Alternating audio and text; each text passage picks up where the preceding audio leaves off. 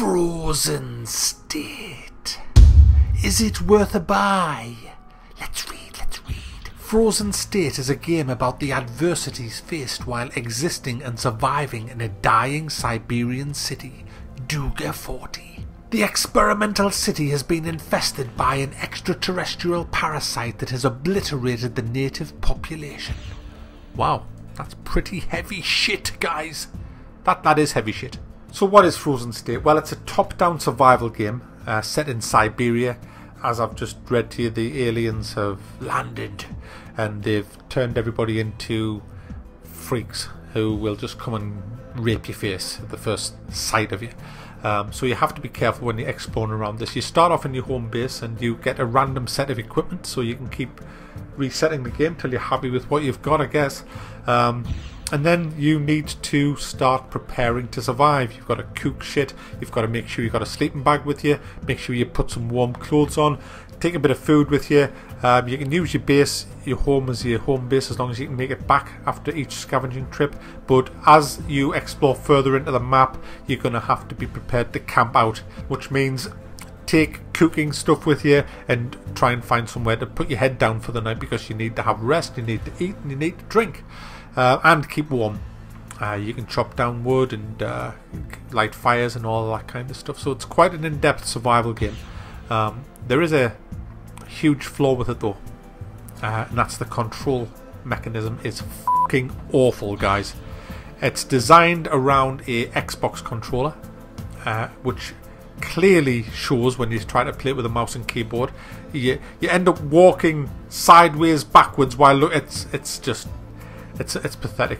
And to compound it even more, there's a game breaker in it for me, and that is you cannot move the camera along the Y-axis, only the X-axis, which is useless if you're walking towards a building with a veranda, because you can't actually see what's under the veranda. Even though it would be perfectly in your line of sight, you can't see for the roof.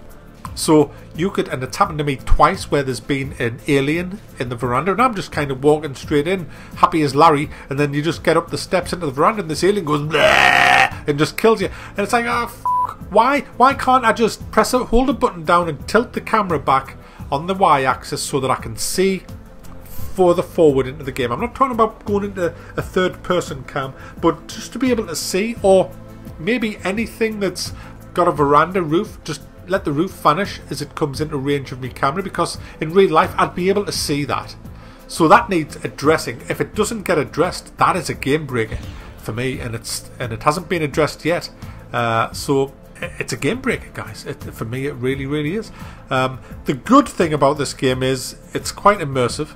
The graphics look a bit shit, but it is quite a fun little game, and it only costs $6.99. That's right, guys, another one at $6.99. It's great.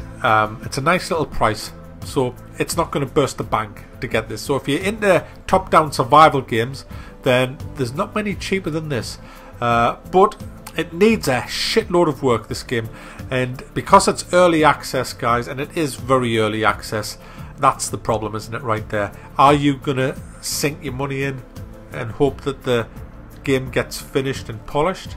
Because no doubt the price will go up when it's finished. I don't know.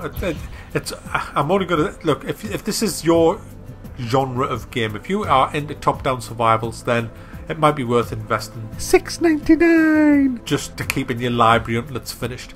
I don't think it's that playable at the minute. It's imbalanced. The aliens are way too overpowered. You can't see them because of the camera bug that I've mentioned. It's not really for me. I'm going to come back to it though at a later date and see how much improvement it gets, but it is shaping up. It has got huge potential. I mean, if they fix a lot of the problems with it, the control problems, it does have huge potential. If you like Project Zomboid, you're probably going to like this, to be honest, if they fix the camera bugs. Anyway, Frozen State. Is it Kevin Spacey in an exosuit? Mac. Frozen State, is it worth a buy? At this moment in time, because of the awful controls and bad camera angles, I'm going to say no, it isn't.